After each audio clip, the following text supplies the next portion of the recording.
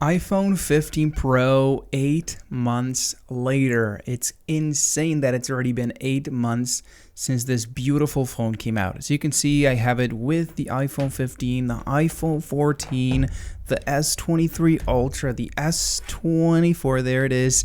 I have pretty much every potential competitor to the iPhone 15 Pro here because not only I want to give you my personal experience as someone that has used this as my personal phone for the past 8 months, and I'm not just saying this because it's, for the video. I actually have my SIM card in this phone right now.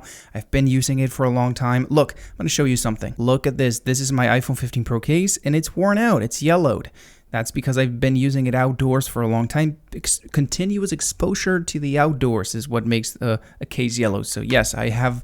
This is my actual personal phone, and it still is till this day. As always, I want to start by talking about the exterior of the phone, which, as you can see, looks very nice, very elegant. We have titanium on the sides, which, well, it's not what I thought it was initially going to be. I mean, I've mostly worn a case, so I don't really notice the titanium, but beyond that, when I have used the phone naked, I have not really enjoyed the titanium experience because even though it's more resistant, which I guess I appreciate just in case it drops, it is very, very dirty. I mean, it has this sort of like mix between matte and glossy finish that has become an oil magnet for like fingerprints. As you can see, it's just very easy to stain the phone and make it look not necessarily fingerprinted, but dirty and oily, and I don't like it. I can only assume it's because of the layer of paint they applied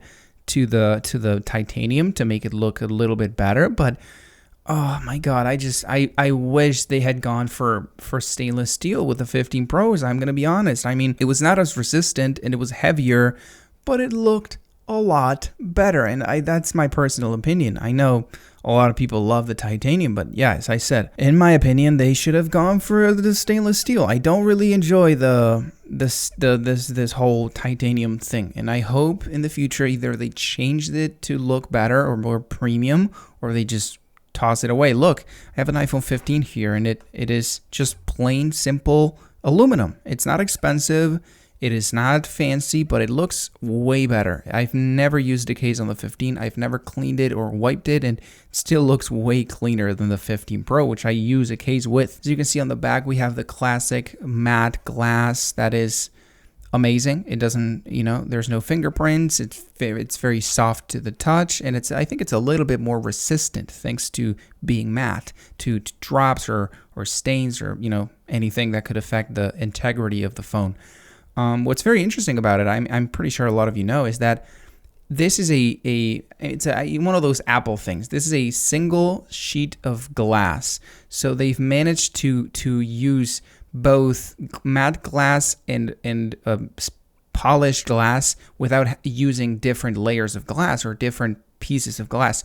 It's a stupid thing. I'm pretty sure a lot of you are not going to care, but it's one of those nice Apple design things that if you appreciate it, it's very nice to know. Then when it comes to the internal components, we have the A17 Pro Bionic. Well, I'm sorry, not Bionic. We have the A17 Pro chip and 8 gigabytes of RAM. We had 6 gigabytes on the 15. We have, I think, 4 gigabytes on the 14. And we have 8 on the 15 Pro. And that's amazing. That means there's pretty much every app you have in the background is going to stay open for a long time. You're not going to have to be reopening apps all the time. And the overall feeling of the phone is going to be great. I mean, what are you expecting from a $1,300 phone? Of course, it's going to run like butter.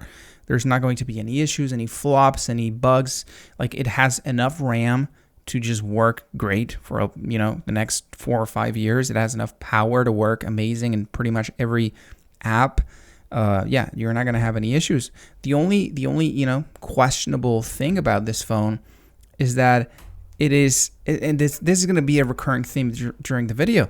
It has about the same power, performance, graphical, capacities and CPU capacities as the S24. When the S24 is, I think, $900, this one's $1,300. So it's a little iffy. But what about games? What if I want to play casual phone games? Well, Of course, as you probably expected, the experience is going to be amazing. You're not going to have to deal with, the eventual bug or hiccup like you do on other phones. This is going to run incredibly well on any phone game, even if it's not properly optimized. The good thing about having 8 gigabytes of RAM is that even if a game or an app is not optimized, the phone has enough RAM to just make up for it. So even if you're playing a game that's maybe a little small, the developers are a little sloppy and they didn't optimize it properly, it's fine. The phone is going to run it like butter. It's going to load up in no time, and the phone's going to, make it happen, I guess. The only apps / games that are not going to give you the best possible experience are, I think, Call of Duty Warzone and Genshin Impact. Those are the only two things that I've done with this phone that have not allowed me to max out to the maximum potential, experience, I guess. On Genshin Impact, for example, I think you can only play up to high settings at 120 FPS if you want to have a stable experience. But that being said, it is slightly better than what we had on the 14 Pro Max and on the 13 Pro Max. And no other phone in existence right now is able to max out Genshin Impact. You can only do that, I think, on an iPad and on computers because the game is, it's a 3D open world game. It's very demanding. So yeah, it's not like other phones can do it, or it's not the iPhone's fault. In fact, I think on the 14 Pro Max, you could only do high settings at 60 FPS. Something that I've noticed a lot of people disagree with, but I have never experienced those overheating issues that other people had. I've played pretty much every game. I've used pretty much every app. I've done pretty much everything you can do on these two phones. I have a bunch of tech channels. I've compared the 15 Pro and the 15 Pro Max against the Android alternatives, the Samsung phones, the older phones, and I've never experienced the overheating issues people were talking about. Maybe it's because it was a thing at the beginning and then Apple fixed it through a software update or something. I don't really know, but in my long experience with this phone, I have never had the phone overheat. I guess to a point where I was uncomfortable. I never actually felt like, oh, this phone is overheating. I have to stop using it because it's warming my hand, it's cooking my hand.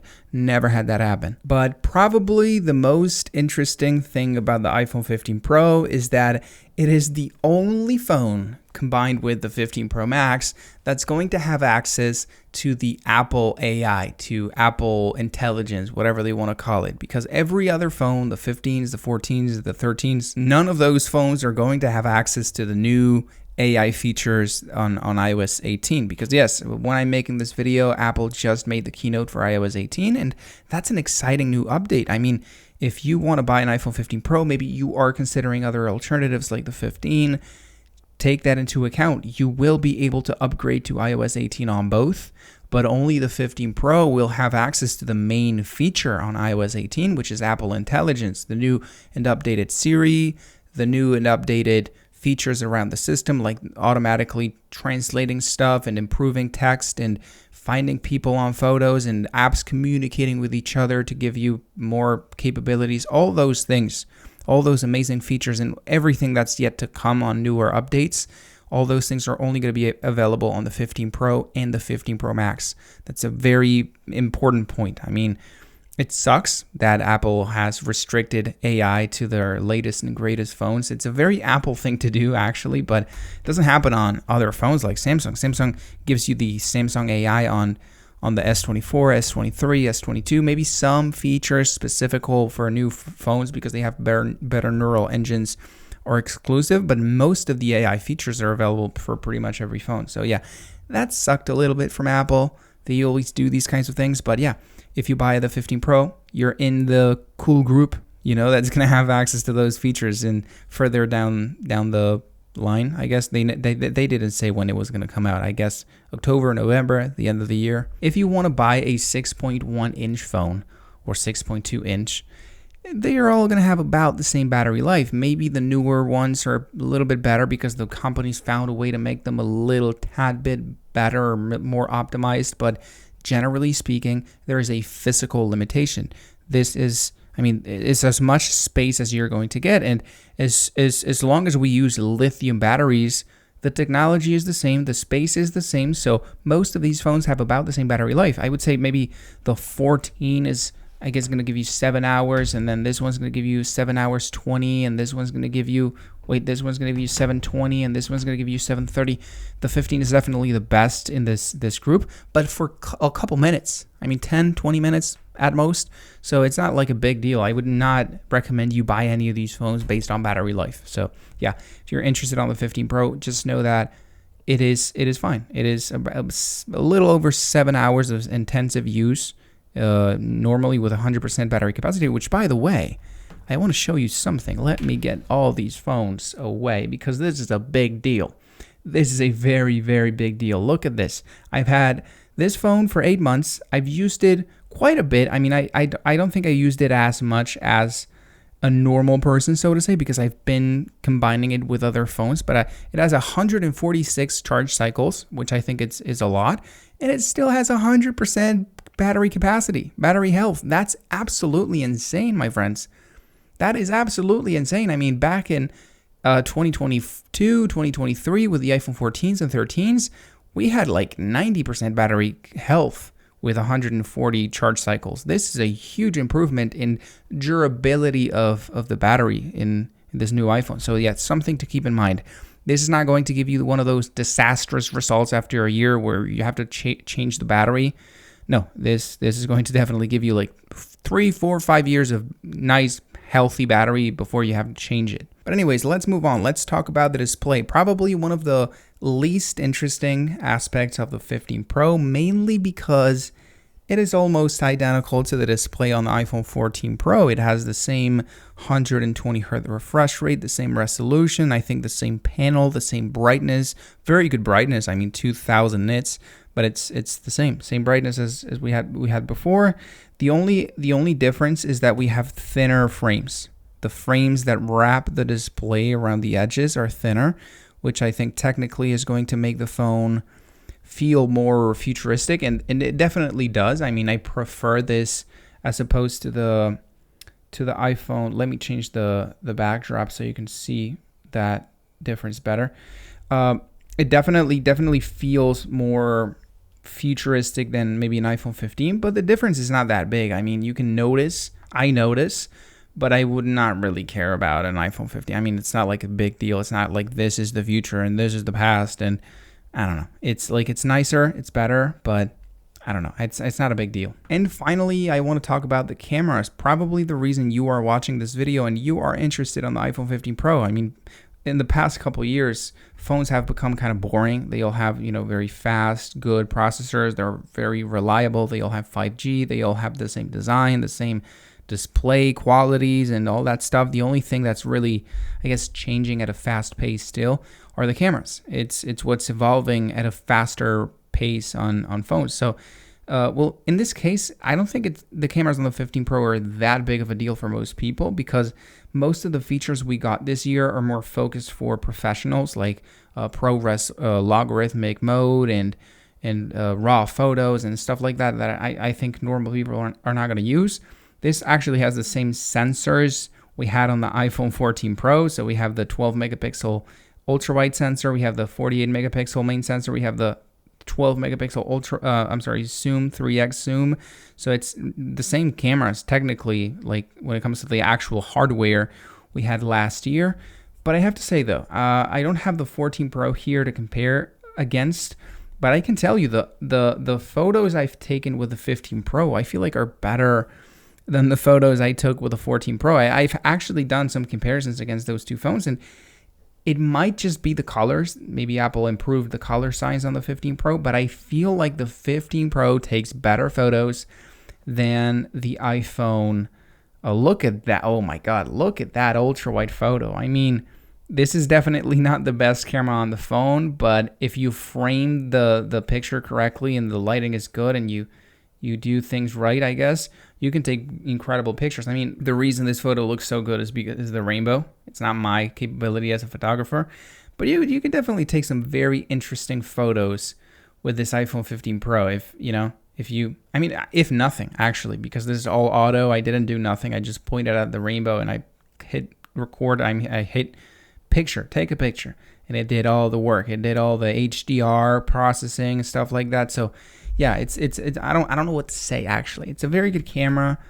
It is as good as the one on the S24 Ultra. The only thing that I prefer on this new S24 Ultra is that it has 8K video recording and 4K 120 FPS video recording, something the iPhone could have, but Apple just decided that they were not going to spend all that money on including those features, I guess, because the phone can do it. It has the resolution. The only phone that I would recommend instead of the 15 Pro would be the S24, because it might sound crazy, but it pretty much has all the features we have on the iPhone 15 Pro. We have the latest and greatest processor, in this case from Snapdragon. We have the same cameras with mostly the same resolutions and the same quality. We actually have better features on the S24. We have more resolutions, types, and features on the camera. We have the same design feeling. It's aluminum instead of titanium, but it doesn't really matter. We have a brighter display with, I think, a slightly higher resolution. It's pretty much the same thing. It's like there's nothing the iPhone 15 Pro has that the S24 doesn't when it comes to features. So if you don't really care about Android or Apple and you were thinking of the iPhone 15 Pro, yes, I think the S24 might be a better idea because it's cheaper. It's definitely considerably cheaper than the 15 Pro. But if you want an iPhone and you wanted to get the best of the best, this is an amazing phone and it's not going to disappoint you. If you wanted to buy it, get it. It's not going to, as I said, I don't want to repeat myself, but it's a great phone. You have an Amazon link down below in the description for the 15 Pro with a discount. Okay, so if you're interested in the phone, just take a look, even if you don't buy it, just in case, because it has a very good price on Amazon right now. And well, that said, I hope you guys enjoyed the video, and I will see you all in the next one.